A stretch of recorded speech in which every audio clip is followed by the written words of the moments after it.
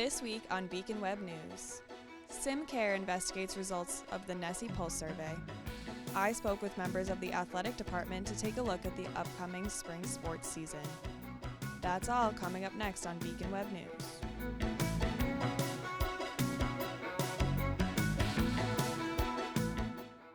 Hello, and welcome to the March 17th episode of Beacon Web News. I'm Sara Troy. On Wednesday, March 17th, IGE will be hosting a virtual movie night streaming Carol, the Oscar-nominated movie of a 1950s forbidden relationship. The movie will start at 7. A Teleparty extension, Netflix account, and Google Chrome are required. Check out mcla.presence.io to sign up. On Thursday, March 11th, Public Safety Chief Daniel Colino sent an email reminding students to be security conscious. This came after an incident that occurred on the same day at 2:50 a.m. when a female student reported that she woke when her door was opened by an unknown male who apologized and closed her door. After completing their investigation, Public Safety determined that the male mistakenly thought it was his room. Colino reminded students to always lock their doors and to keep first and ground floor windows shut and locked and to carry keys and access control ID cards. Foolhardy Hill, a Charlemont campground, was started by Katie and Patrick Banks and was awarded $25,000 on Thursday, March 11th, according to iBerkshires. The pair plans to use the money to install a solar array and construct a bathhouse, which will allow them to make more camping sites in the spring. The class of 2023 will be hosting Among Us Night, where students can play the video game Among Us. The virtual event will be on Thursday, March 18th at 6 p.m. on Teams. Find the link by going to mcla.presence.io. The class of 2021 will be hosting an event called Test Your Luck, where students will be given a scratch-off ticket to potentially win a small prize or extra cookies. This event will take place on March 17th in the Sullivan Lounge from 6 to 8 p.m.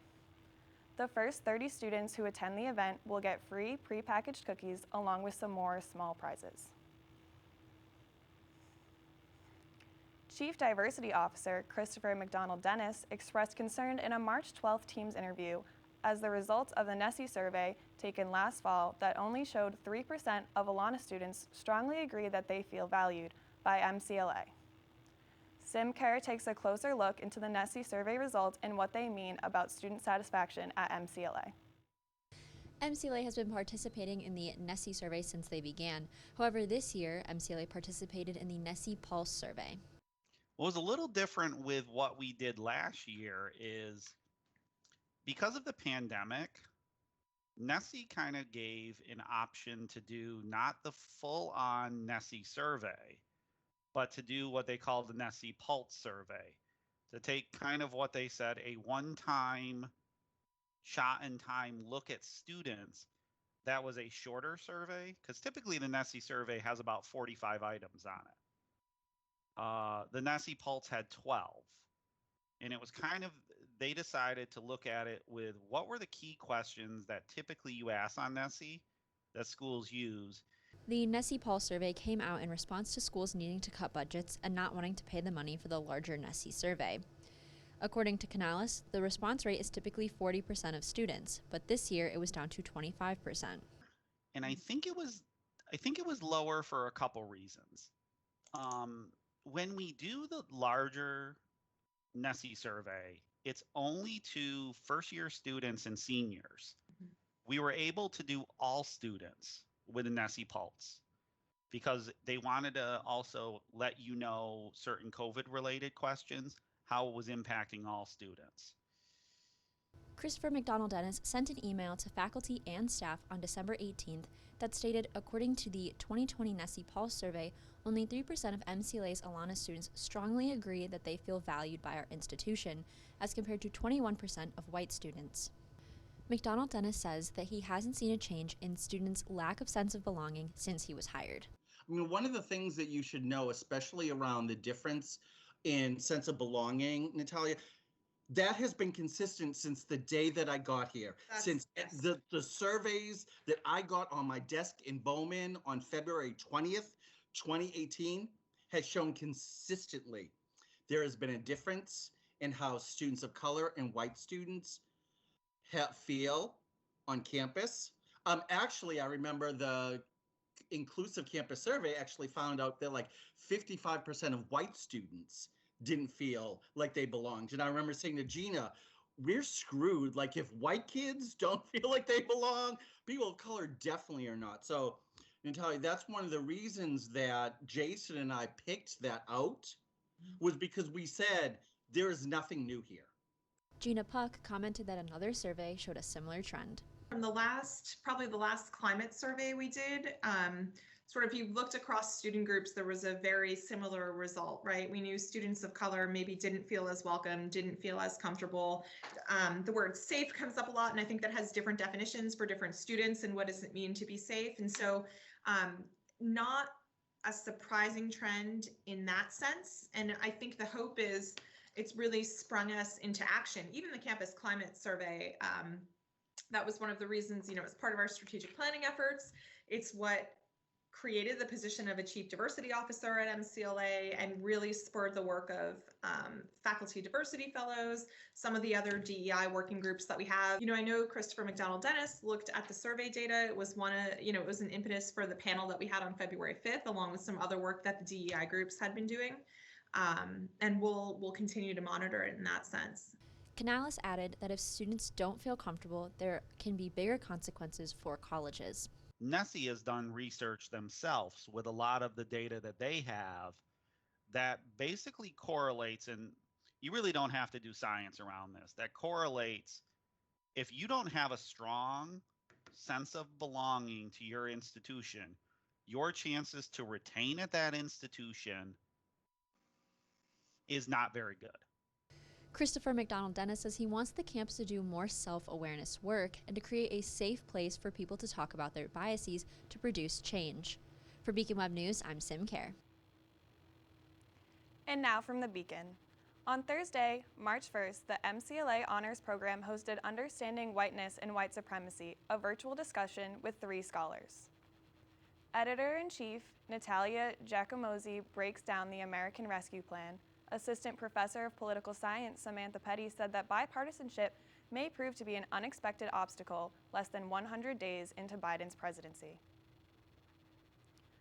Dr. Nell Putnam-Farr, Assistant Professor of Marketing at Rice University, presented the lecture Framing Messages to Make Them Appeal at the latest Green Living seminar. You can check out these and other stories from the Beacon at theonlinebeacon.com or pick up a copy all over campus. The spring sports teams received exciting news last week regarding the decision to be able to play this upcoming season. I spoke with Athletic Director Laura Mooney to find out more about what athletics will look like amidst the pandemic. Last week, the MASCAC announced their decision to approve the competition for spring sports. I spoke with Athletic Director Laura Mooney to hear more about what the situation for spring sports will look like. Lots has gone into it as far as, safety being the most important piece. Athletic directors and athletic trainers from the MASCAC have been meeting weekly to discuss possible situations for the spring season and propose their ideas to the MASCAC presidents, and they made the final decision. Baseball and softball will be playing double headers on the weekends against teams in their conference. Everyone really wanted to be able to provide some sort of an experience. Obviously, spring sports missed out last year. Men's lacrosse will have a limited season playing 6 games against 2 teams in their division. Women's lacrosse players who are on campus will have conference scrimmages later in the spring. This semester, soccer, and volleyball are practicing right now. They won't be able to do any outside competition, but they can do inter-squad scrimmages. We can get uniforms, turn on the scoreboard, make it as real as possible for them. Cross country has the ability to practice with the students that are here on campus. Both basketballs also have the ability to practice, but no type of competition for those folks. Presidents have decided that there will be no spectators this spring, which is obviously disappointing, I'm sure, for a lot of parents, especially parents of seniors. But it's what we have to do to make sure we maintain safety, and obviously we want to keep these games going. Playoffs are still kind of like a TBD situation, but we're trying to work through the details as we roll. is using any eligibility this year because of just the varying levels of how many games people are going to be able to play out there across the country. An athlete that is not competing, we're going to continue with the weekly testing so you can keep practicing at the level that everyone has been. Can't use vans. The college has decided we're not using vans. Buses, we are doing 50% capacity, which is kind of the state's guidelines right now. So all practice times, all game times, all bus times, like just mask, mask, mask. I heard from baseball coach Mike Ladew on his team's reaction to the news and what safety and responsibility means during this time. Well, I think overall, it's first of all, it's a tremendous opportunity. We're very excited. We're happy, elated. You know, I had all the guys in the gym yesterday during Laura's virtual meeting, and you know, they were all sitting there like it was Selection Sunday. You know, hoping that our name was called. And so for us to be able to get these games, it really means a lot. And I really just want to thank the Council of Presidents and the MASCAC as a whole for being able to put this together and going on the fly. But man, our guys are ready to get at it. For us to be able to get a little of that what we used to have back, a little bit of normalcy is awesome. But again, you know, guys, you know, they have to toe the line. They have to make good decisions. You know, I tell all my guys all the time, make good decisions in life. So the effects of that are also good. Women's soccer coach Deb Braber tells me about the challenges coronavirus has put on her players. Did propose some challenges. Right now we're a group. We need to become a team. So our main focus this spring is to become a team. But everyone really wanted to be able to provide some sort of an experience. So everyone was really kind of partial to the spring sports being able to get back out there in the safest way possible. SAC will be hosting Casino Night on Saturday, March 20th from 6 to 9 p.m. on the second floor of Murdoch. Students can play slot machines, roulette, and more to win tickets and win assorted prizes. Interested in learning about exciting internship opportunities in Washington, D.C.? You can register for a virtual information center with the Washington Center reps on Monday, March 22nd at 12 p.m. To register for a session, visit hubs.ly/H0HY8-P0. On Wednesday, March 10th, the North Adams Planning Board approved its third cannabis shop. The special permit for the cannabis shop was approved on the condition that a license was obtained, which the city is lacking.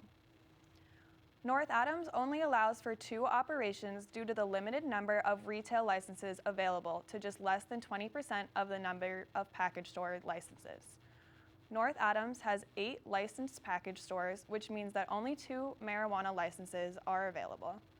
The city plans to renovate the space inside the American Legion building to make the new retail marijuana store. For more information, go to iberkshires.com. The men's lacrosse team will be starting their season this Saturday, March 20th at 1 p.m. The Trailblazers will be hosting the Linden Hornets at the Shoecraft Field. No spectators are allowed, but you can check out live stats in the webcast at athletics.mcla.edu. More on this story coming next week. That's it for this week. You can stay up to date with BWN. You can follow us on Facebook at facebook.com/MCLABWN. Thanks for watching, and we'll see you next week.